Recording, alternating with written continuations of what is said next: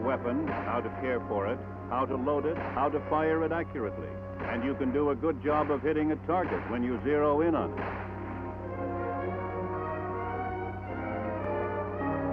With know-how and enough practice, you may even qualify as expert.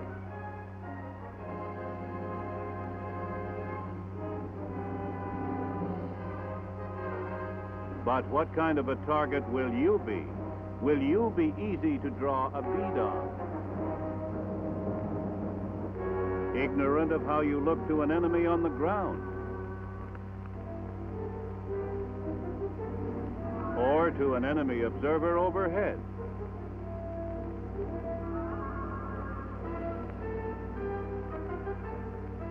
Or will you be hard to find and harder to shoot at?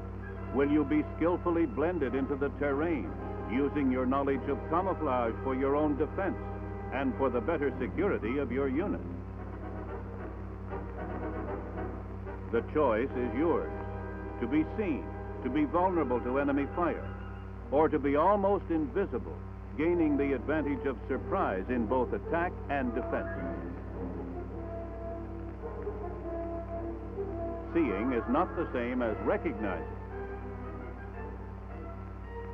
And an enemy will spend ammunition only on a target he can recognize.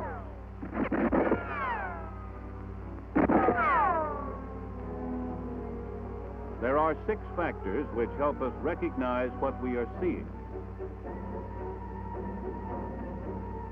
Because the eye is quick to detect motion in an otherwise still scene, movement is the most revealing of all the factors of recognition.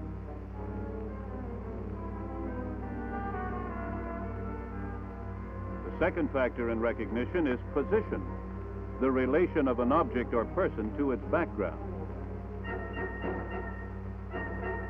Isolated figures are more recognizable than those which are blended into the surroundings.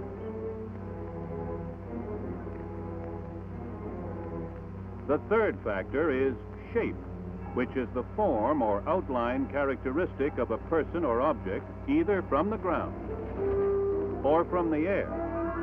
Shape often gives the first clue. For instance, any rectangular object is man-made and deserves a closer look. Shadow, the next factor of recognition, often provides positive identification. Sometimes shadow alone can reveal a person who is otherwise well out of view. Texture, the next factor, is used to describe the characteristics of a surface. One texture differs from another because of its ability to reflect light. Tall grass, for instance, always looks darker because each blade casts its own shadow upon itself and its surroundings. That's why it's easy to see a path that has been followed through trampled grass. Smooth objects such as this helmet change from dark to light with a change in the angle of viewing or lighting. By adding a rough textured cover, the helmet no longer reflects light. The last factor of recognition is color.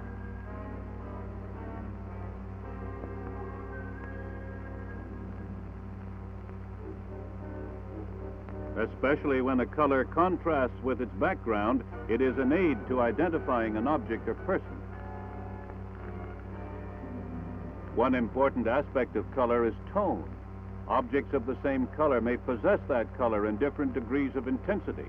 What's more, as we have seen with the helmet and tall grass, the object's texture may greatly affect the tone of its color.